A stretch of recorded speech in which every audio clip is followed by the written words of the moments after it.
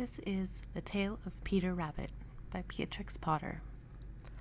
Once upon a time, there were 4 little rabbits, and their names were Flopsy, Mopsy, Cottontail, and Peter. They lived with their mother in a sandbank underneath the root of a very big fir tree. "Now, my dears," said old Mrs. Rabbit one morning, "you may go into the fields or down the lane, but don't go into Mr. McGregor's garden. Your father had an accident there. He was put in a pie by Mrs. McGregor. Now, run along, and don't get into mischief. I'm going out."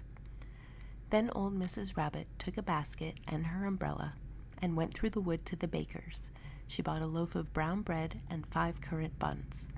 Flopsy, Mopsy, and Cottontail, who were good little bunnies, went down the lane to gather blackberries.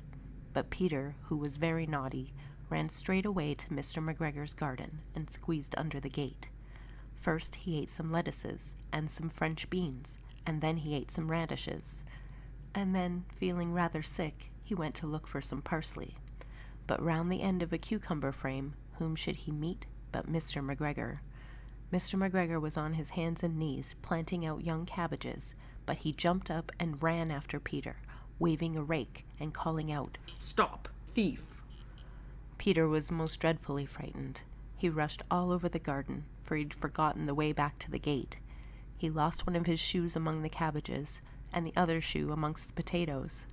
After losing them, he ran on 4 legs and went faster, so that I think he might have gotten away altogether if he had not unfortunately run into a gooseberry net and got caught by the large buttons on his jacket. It was a blue jacket with brass buttons, quite new. Peter gave himself up for lost and shed big tears. But his sobs were overheard by some friendly sparrows, who flew to him in great excitement and implored him to exert himself. Mr. McGregor came up with a sieve, which he intended to pop upon the top of Peter, but Peter wriggled out just in time, leaving his jacket behind him, and rushed into a tool shed and jumped into a can. It would have been a beautiful thing to hide in if it had not had so much water in it. Mr. McGregor was quite sure that Peter was somewhere in the tool shed, perhaps hidden underneath a flower pot. He began to turn them over carefully, looking under each. Peter presently sneezed. "Achoo!"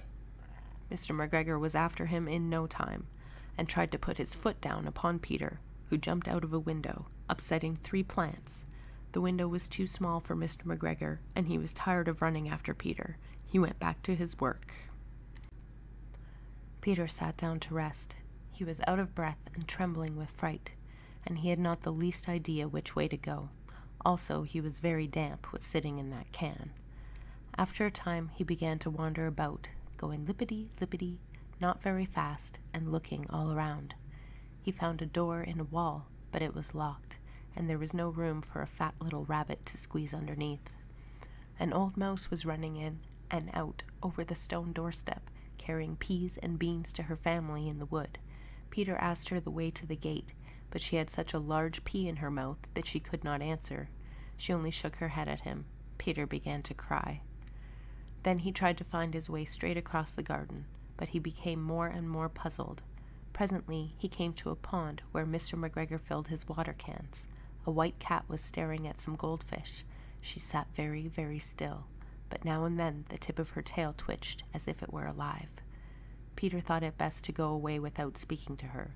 He had heard about cats from his cousin, little Benjamin Bunny. He went back towards the tool shed, but suddenly, quite close to him, he heard the noise of a hoe. Scritch, scratch, scratch, scritch.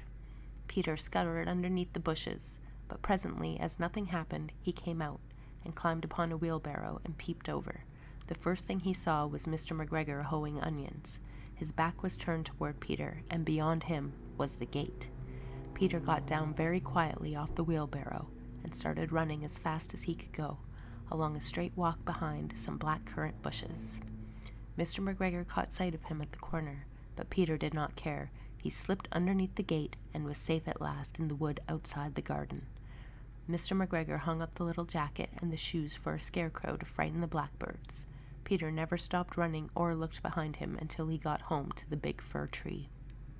He was so tired that he flopped down upon the nice soft sand on the floor of the rabbit hole and shut his eyes. His mother was busy cooking.